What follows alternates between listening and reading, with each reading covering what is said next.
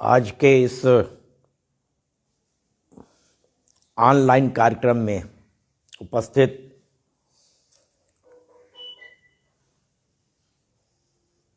अपने इस बिहार क्षेत्र के क्षेत्र कार्यवाह डॉक्टर मोहन सिंह जी,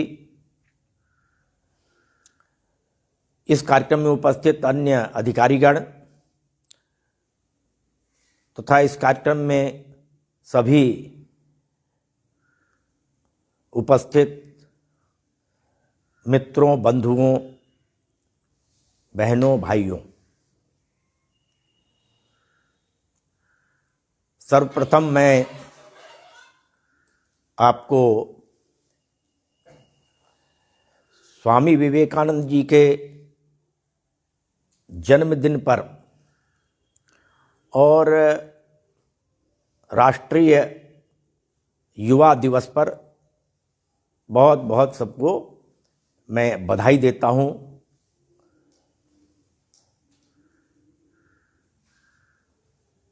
पूज्य स्वामी विवेकानंद जी का जीवन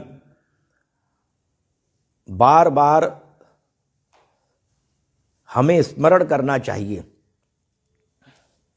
क्योंकि महापुरुषों का जीवन एक प्रकाश स्तंभ के समान होता है।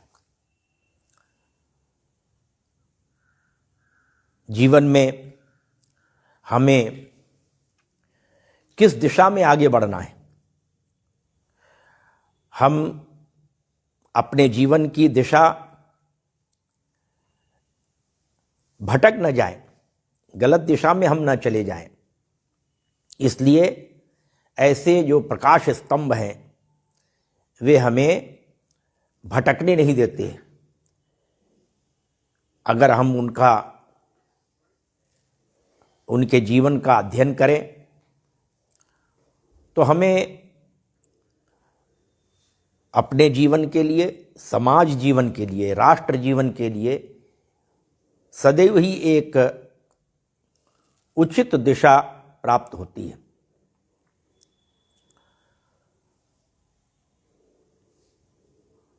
पूज्य सुदर्शन जी, जो राष्ट्रीय स्वयंसेवक संघ के सरसंघ चालक थे, वे कई बार कहा करते थे कि भारतवर्ष एक लंबे समय तक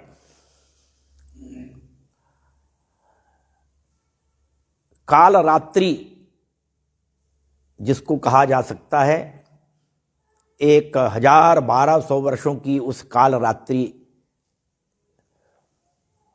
उससे गुजरा। और रामकृष्ण परमहंस जी, पूज्य रामकृष्ण परमहंस जी, जो स्वामी विवेकानंद जी के गुरु थे,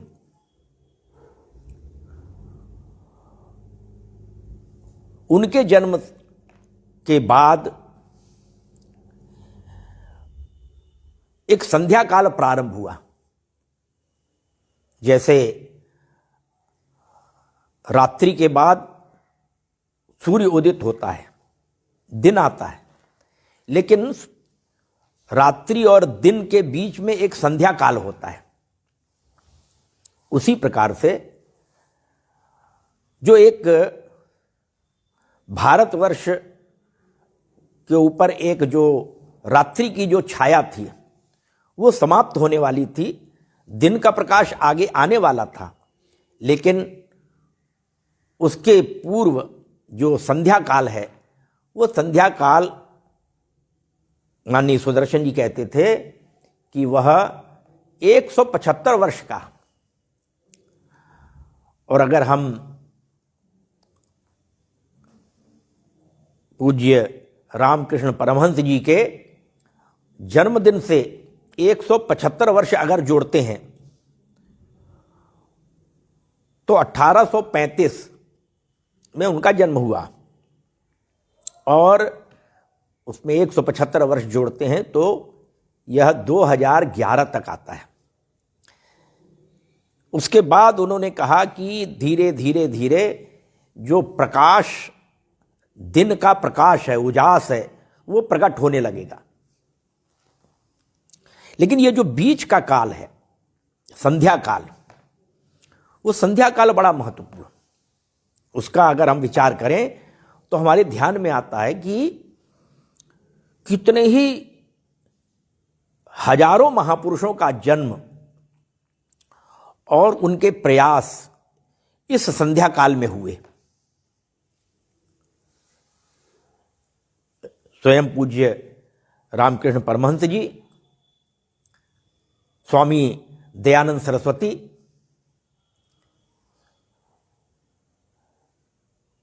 बाद में अगर हम देखते हैं तो झांसी की रानी लक्ष्मीबाई, नाना साहब पेशवा, तात्या टोपे, इसी काल में 1857 का वह प्रसिद्ध स्वतंत्रता संग्राम, जिसको कि अंग्रेजों ने छोटा दिखाने के लिए सिपाही विद्रोह कह दिया था, ये तो एक सिपाही विद्रोह था 1857 का। वह स्वातंत्र वीर सावरकर जी ने उसको प्रथम स्वतंत्रता संग्राम कहा था। वो छोटा मोटा कोई आंदोलन नहीं था। अंग्रेजों ने तो, चूंकि वो यहां पर एक प्रकार से राज्य कर रहे थे, तो उनका स्टैंड पॉइंट, उनका सोचने का तरीका वो तो अलग था, स्वाभाविक भी है। इसलिए अंग्रेजों का विरोध करना, स्वतंत्रता प्राप्त करना, ये तो भारत का जन्मसिद्ध अधिकार था, भारत के नागरिकों का, कि हम स्वतंत्रता प्राप्त करें। बाहर से आकर के कोई हमारे ऊपर राज्य कैसे कर सकता है, क्यों कर सकता है, क्या अधिकार है। इसलिए भारत की ओर से अगर हम विचार करें तो स्वतंत्र वीर सावरकर ने जैसा कहा कि यह स्वतंत्रता का संग्राम था। लेकिन अंग्रेजों ने अपने दृष्टिकोण से, क्योंकि वो यहां राज्य, इसलिए उनके खिलाफ विद्रोह था, इसलिए वो विद्रोह इसको, और इसी को ही अनेक इतिहासकारों ने, वामपंथी इतिहासकारों ने इसको ही एक प्रकार से आगे बढ़ाया कि एक सिपाही विद्रोह था, जबकि ये गलत था। इस स्वतंत्रता संग्राम में 1857 में लगभग 3 लाख लोग, भारत के नागरिक, जिसमें यहाँ किसान थे, नौजवान थे, यहाँ के व्यापारी थे, यहाँ के सभी प्रकार के अन्य व्यवसाय करने वाले, लेकिन देश की स्वतंत्रता चाहने वाले, उसमें सिपाही भी थे, उसमें नौजवान थे, उसमें सेना थी, सभी प्रकार के समाज के लोग थे और लाखों की संख्या में थे। इसलिए यह छोटा मोटा नहीं था। उसके बाद अगर हम विचार करें, स्वामी विवेकानंद जी का जन्म 1863 में हुआ। उसके पहले महामना मालवीय जी का जन्मदिन है, 1861 में हुआ। इसी के आगे हम विचार करें तो महात्मा गांधी, लोकमान्य तिलक, गोखले जी, कितने ही महापुरुषों का जन्म इसमें हुआ है। कूका विद्रोह एक बड़ा आंदोलन था, जो कि गौ सेवा के लिए किया गया था। जो फड़के बंधु हैं, उन फड़के बंधुओं को ने जो एक स्वतंत्रता के लिए जो अलग जगाई, वो भी उसके अंतर्गत है।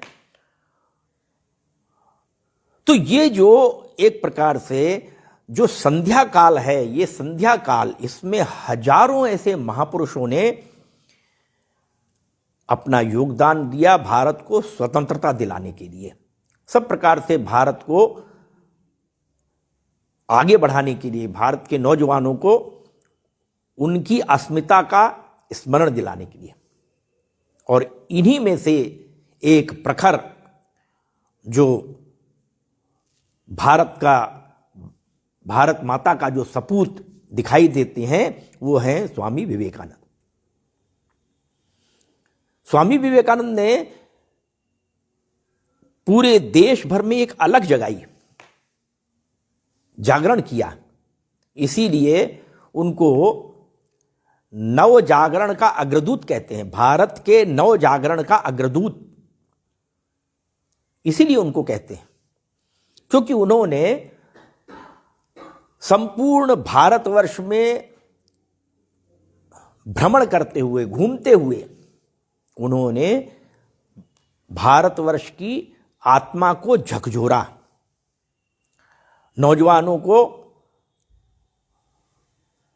अपने कर्तव्य पथ के स्मरण कराया।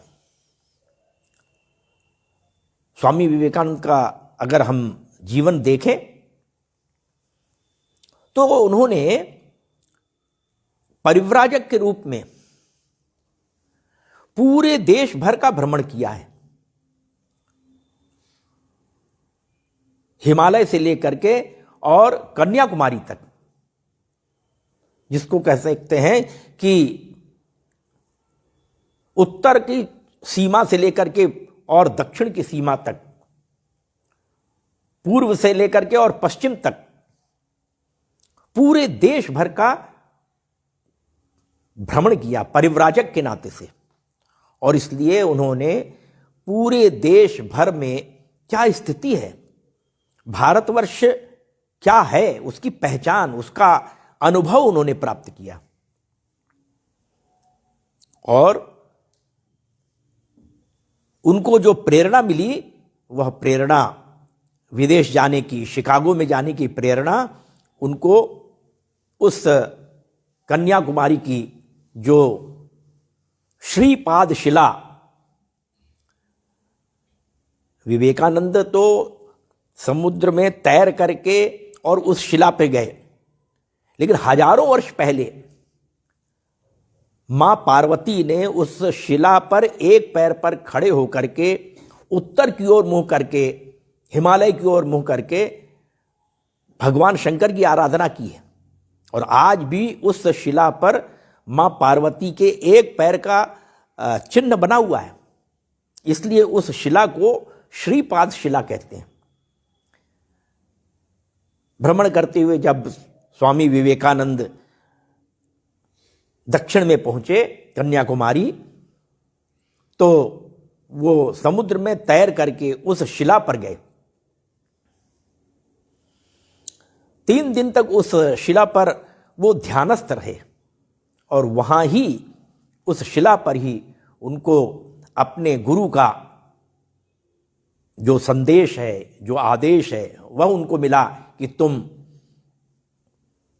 शिकागो जाओ, वहां जो धर्म सम्मेलन हो रहा है उसमें जाओ, ऐसा उनको संदेश और आदेश मिला। उसके बाद 1893 में जो शिकागो में सम्मेलन हुआ उसमें उन्होंने हिस्सा लिया। किन कठिनाइयों में गए, कैसे वहां पर वे अमेरिका में रहे, इसकी भी एक लंबी कहानी है, अध्ययन करना चाहिए। कितनी कठिनाइयां, जब कोई व्यक्ति उस सच्चे मार्ग पर आगे बढ़ता है तो कठिनाइयां आती हैं, लेकिन मन में अगर संकल्प हो तो ये सभी कठिनाइयां दूर हो जाती हैं। स्वामी विवेकानंद जी के जीवन से स्पष्ट ये दिखाई देता है।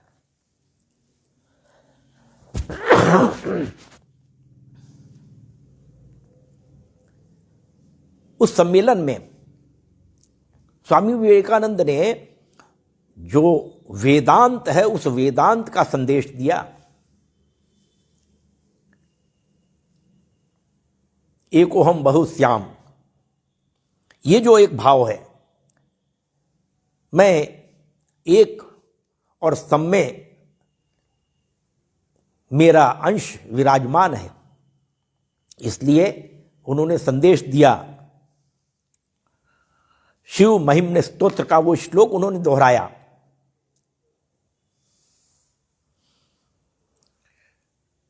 कि मैं अलग अलग रास्ते से, जैसे नदियों का जल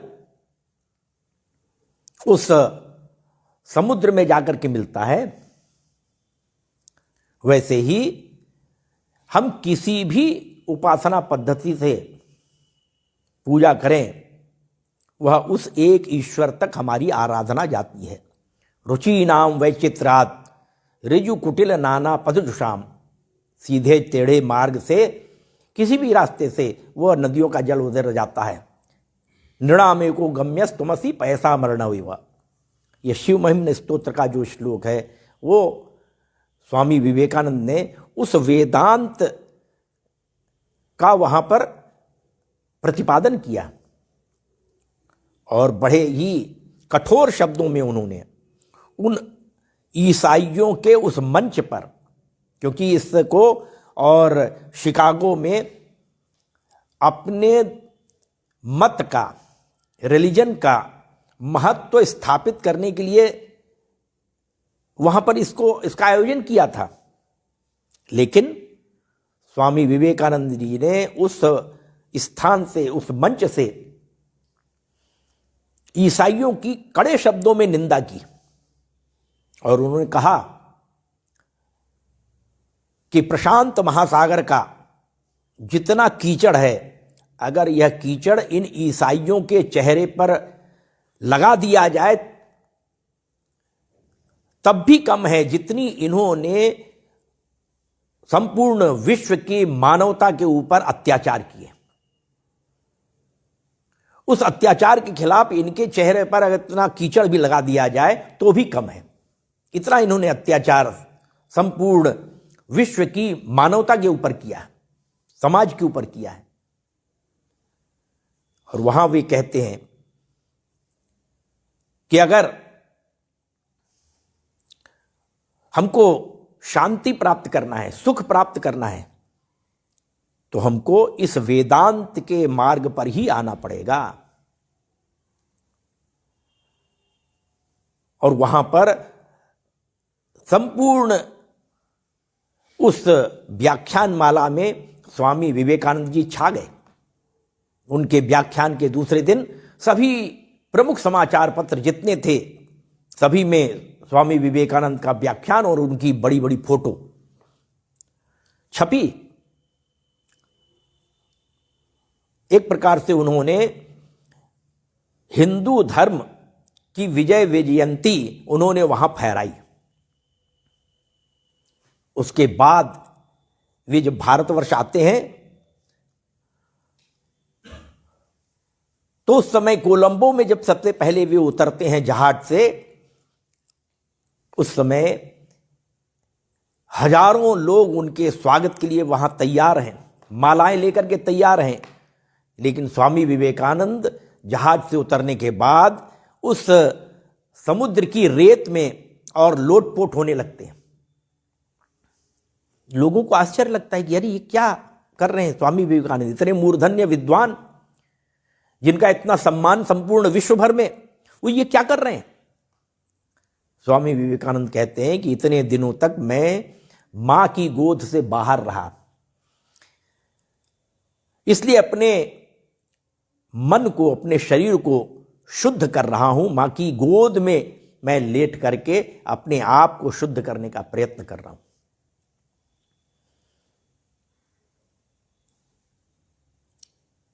कोलंबो से लेकर के अल्मोड़ा तक भारतवर्ष में स्थान स्थान पर उनका खूब स्वागत हुआ और सभी स्थानों पर उन्होंने अपने व्याख्यानों में भारतवर्ष की वंदना, भारतवर्ष का वर्णन, हमारा कर्तव्य क्या है, नौजवानों का कर्तव्य क्या है, हमें क्या करना चाहिए, इसका स्पष्ट उन्होंने उल्लेख किया। स्पष्ट शब्दों में उन्होंने इसका वर्णन किया। स्वामी विवेकानंद कहते हैं कि हम आत्मविस्मृत हो गए, हम भूल गए कि हम कौन हैं, इसलिए हमारी ऐसी दुर्गति हुई। अगर हमें वो स्मरण हो जाए तो वह फिर से भारतवर्ष विश्व का विश्व गुरु, जगत गुरु फिर से वो स्थापित होगा। हम भूल गए कि हम कौन हैं। और इसलिए वे उदाहरण देते हैं कि जैसे कोई सिंह का बच्चा भटक करके छोटे में जंगल में इधर उधर भटक जाता है, तो जो भेड़ों को पालने वाला, बकरियों को पालने वाला अपनी भेड़ों और बकरियों को जंगल में ले जाता है, वहां पर उस शेर के बच्चे को, सिंह के बच्चे को ले आता है और उन्हीं भेड़ और बकरियों के बीच में उसको पालता है। धीरे धीरे वो सिंह का बच्चा बड़ा होता है, लेकिन उसको लगता है कि मैं तो भेड़ और बकरी हूं, इसलिए उसका रंग ढंग, चलना, वो सब भेड़ बकरियों की तरह हो जाता है, उन्हीं के साथ वो रहता है। और ऐसा स्वामी विवेकानंद जी उस कहानी में कहते हैं कि एक दिन जब ये भेड़ बकरियों के साथ जंगल में जाता है, तो उस समय एक जंगल का जो सिंह है वो उस भेड़ बकरियों के झुंड पर आक्रमण कर देता है। भेड़ और बकरियां तो भागती हैं, उनके साथ ये सिंह का बच्चा भी भागता है डर के मारे। लेकिन उस सिंह को आश्चर्य होता है कि अरे ये सिंह का बच्चा है, ये क्यों भाग रहा है, ये क्यों डर रहा है। और इसलिए उस सिंह के बच्चे को जो जंगल का जो सिंह है वो पकड़ता है।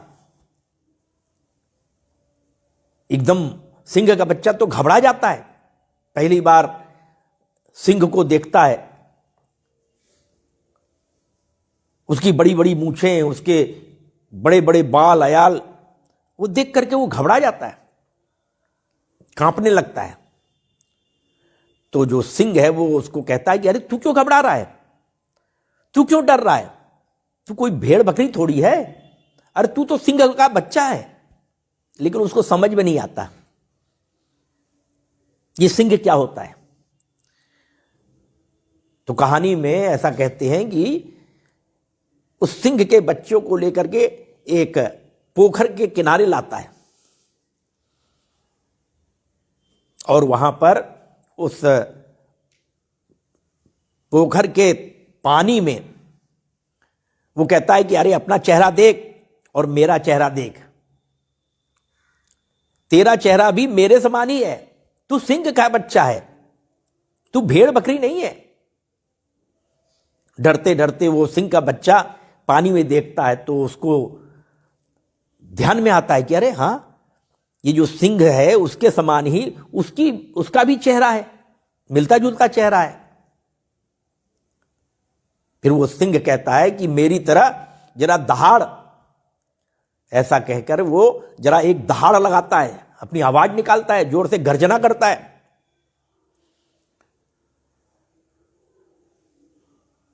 इतने नजदीक से गर्जना सुन करके वो सिंह का बच्चा तो घबरा जाता है। फिर से उसको हिम्मत बढ़ाता है सिंह और कहता है कि यार तू भी दहाड़, तू भी ऐसा गर्जना कर सकता है। हिम्मत करके जरा वो कोशिश करता है दहाड़ निकालने की, गर्जना करने की, क्योंकि पहले तो उसने कभी की नहीं थी। पहले तो भेड़ बकरियों की तरह मिमियाता था वो, लेकिन एक दो बार जब उसने प्रयास किया तो उसकी भी वैसे ही, क्योंकि आज था तो वो सिंह का बच्चा, तो उसकी भी वैसे ही दहाड़ निकलने लगी। और फिर उसको समझ में आया कि हां, मैं भी सिंह हूं। और ऐसा जब उसको ध्यान में आता है, जब उसको भीतर से अनुभव होता है कि वो सिंह का बच्चा है, तो फिर उसमें हिम्मत जग जाती है, घबराना छोड़ देता है। फिर वो भेड़ बकरियों के झुंड की तरफ नहीं जाता, फिर वह सिंह के साथ छलांग लगाते हुए और जंगल में चला जाता है। स्वामी विवेकानंद कहते हैं कि इसी प्रकार से हिंदू समाज को वो कौन है, उसकी अस्मिता क्या है, उसकी पहचान क्या है, उसकी परंपरा क्या है, वो किन ऋषियों का वंशज है, संपूर्ण विश्व में उसके पूर्वजों ने क्या क्या किया है, इसका स्मरण दिलाने की आवश्यकता है। और जिस दिन हिंदू समाज अपने आप को पहचान जाएगा, उस दिन उसका रंग ढंग बदल जाएगा, उस दिन उसका व्यवहार बदल जाएगा। और इसलिए स्वामी विवेकानंद जागरण की बात करते हैं, अपने पहचान की बात करते हैं। स्वामी विवेकानंद अनेक अपने जीवन के स्मरण, जो संस्मरण है, उन संस्मरणों से लोगों को समझाते हैं। परिव्राजक के रूप में जब वे भ्रमण करते हुए वाराणसी गए थे, तो उस समय एक वहां मां दुर्गा का मंदिर है, प्रसिद्ध दुर्गा जी का मंदिर है। मां का दर्शन करने के बाद वे परिक्रमा पथ पर जा रहे थे। उस मंदिर पे हजारों बंदर रहते हैं। दोपहर का समय था, अकेले ही वो परिक्रमा पथ पर जा रहे थे। तो उस समय एक बंदर के झुंड, एक बंदरों का जो झुंड था, उस बंदरों के झुंड ने उनके पीछे एक प्रकार से आक्रमण कर दिया। खो खो खो खो करते हुए उनके पीछे काटने के लिए दौड़े। घबरा गए विवेकानंद जी, वो जोर जोर से चलने लगे, दौड़ने लगे। तब तक दूर से बैठा हुआ एक सन्यासी, उसने कहा कि रुक जाओ, कहां भागते हो, सामना करो। और ऐसा सुनते ही स्वामी विवेकानंद जी एकदम खड़े हो गए और पीछे मुड़ करके बंदरों के झुंड की ओर उन्होंने जरा आक्रमण की शैली दिखाई। पूरा का पूरा बंदरों का झुंड भाग गया। स्वामी विवेकानंद जी अपने जीवन की इस घटना से नौजवानों को संदेश देते हैं कि कठिनाइयों से भागने की आवश्यकता नहीं है, कठिनाइयों का सामना करने की आवश्यकता है। कठिनाइयां तो आएंगी जीवन में, लेकिन इन कठिनाइयों का हम जब सामना करेंगे तो कठिनाइयां भाग जाएंगी। हम जितना भागेंगे, कठिनाइयां उन बंदरों की तरह हमारा पीछा करती रहेंगी। स्वामी विवेकानंद के जीवन में ऐसी कितनी घटनाएं,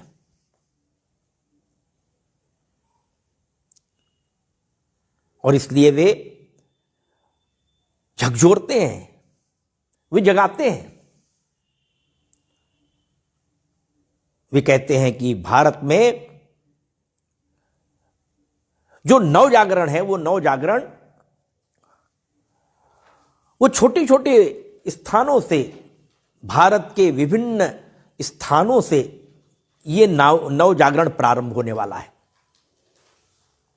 मोची की दुकान से, भड़ भूजे के भाड़ से, किसान की झोपड़ी से, जंगलों से, पहाड़ों से, ये भारत का नव जागरण होने वाला है। इसलिए इस दिशा में आगे बढ़ो, सबको जगाओ, शिक्षा के प्रति सबकी रुचि जागृत करो। नैतिकता, आध्यात्मिकता के साथ साथ जो वर्तमान शिक्षा है, इस वर्तमान शिक्षा को हम प्राप्त करें, प्रवीणता प्राप्त करें, तो हम आगे बढ़ सकते हैं। वर्तमान में जो चुनौतियां हैं, उन चुनौतियों का हमको सामना करना पड़ेगा। महर्षि अरविंद ने जैसा कहा था कि कोई भी समाज तभी आगे बढ़ सकता है जब तीन बातों का वो ध्यान रखे। भूतकाल का गौरव, वर्तमान की पीड़ा और भविष्य के सपने।